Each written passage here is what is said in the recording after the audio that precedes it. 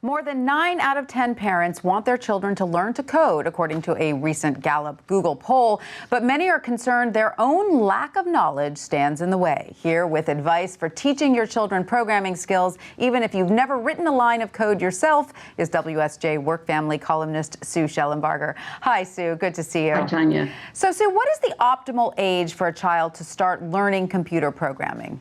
You can really start as soon as they begin to show interest. Some parents held their 2-year-olds in their laps while they programmed graphic designs and little drawings. There are beautiful visual programming languages now, Scratch, Scratch Junior, and Blockly for children ages 5 through 8. Around age 9, some can begin coding with the text-based languages such as Python. Wow. All right. So my kids are behind. So what are some of the ways parents who don't know code themselves are really getting the job done?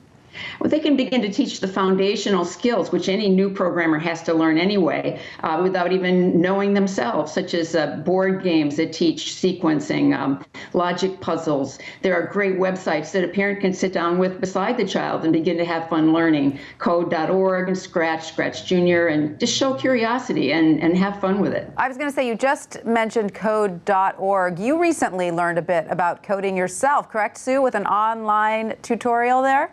Yes. The most fun, though, was introducing my 11-year-old friend Sebastian to the site, and he quickly raced through it and was having a lot of fun programming his own games and animations very quickly. I love that. So he breezed by the hour of code in 35 minutes. Right.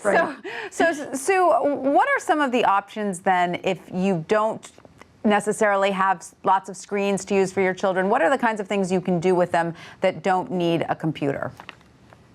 What's interesting to me, you can teach the sequencing of steps. Break tasks into small steps and put them in order is a basic coding skill. So, for example, you could have the child put together a simple Lego toy, write down the steps, and then have someone who is out of the room come in and try to follow those steps. It's a fun game that leads to a lot of laughter. There are board games such as Robot Turtles and Code Monkey Island. There's a wonderful little book for young children called Hello Ruby.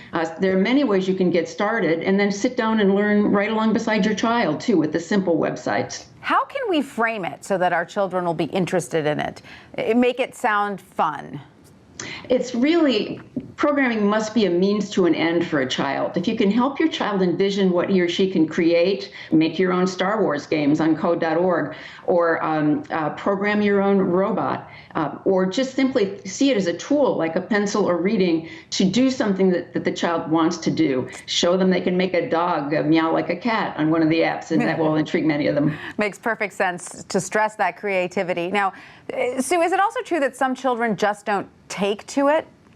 That's right, and you shouldn't feel your child is behind if they aren't interested. That's fine. Not everyone's going to be a coder.